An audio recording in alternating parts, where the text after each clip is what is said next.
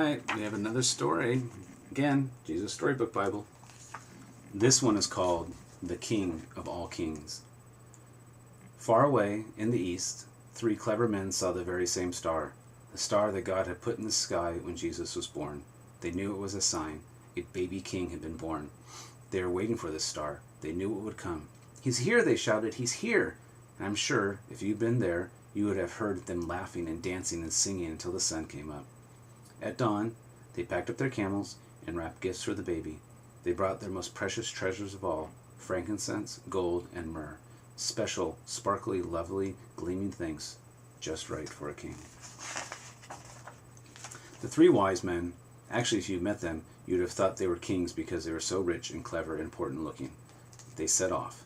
They rode their camels across endless deserts, up steep mountains, down into deep valleys, through raging rivers, over grassy plains, night and day and night, for hours that turned into days, that turned into weeks, that turned into the months and months, until at last they reached Jerusalem. Jerusalem was by far the most important city for miles around, and anyone can tell you that's where a palace would be, and kings are born in palaces.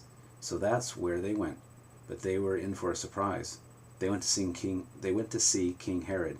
Surely he'd know where the baby was, but he didn't. In fact, he didn't like the sound of a new king. It made him cross. He didn't want anyone to be king except him. But Herod's advisors told 3 wise men what was written in their books, what God had said about the baby king. "Go to Bethlehem. That's where you'll find them." Suddenly, the star they had seen in the east started moving again, showing them the way. So the 3 wise men followed the star out of the big city, along the road, into the little town of Bethlehem. They followed the star through the streets of Bethlehem, out of the nice part of town, through the not-so-nice part of town, into the really not nice at all part of town, down a little dirt track until it stopped right over a little house. But wait, it wasn't a palace, and there weren't any guards or servants or flags or red carpets or trumpets or anything. Did they get it wrong? Or was this what God meant? Sure enough, in that little house, there, sitting on his mother's knee, they found him, the baby king. The 3 men knelt before the little king.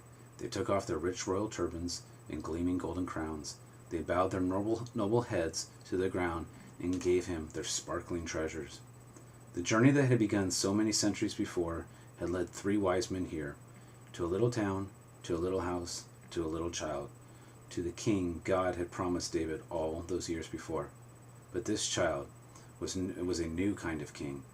Though he was the Prince of Heaven, and he had become poor, though he was the mighty God, he'd become a helpless baby. This king hadn't come to be the boss. He had come to be a servant. And he serves us in that he serves us through his love, and he serves us in that he just wants to be with you and spend time with you. And so I hope you guys want to spend time with him, and I hope that you guys grow up and love him.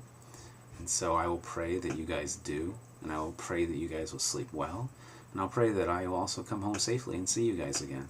I miss you, I miss Mom, and I miss spending time with you guys.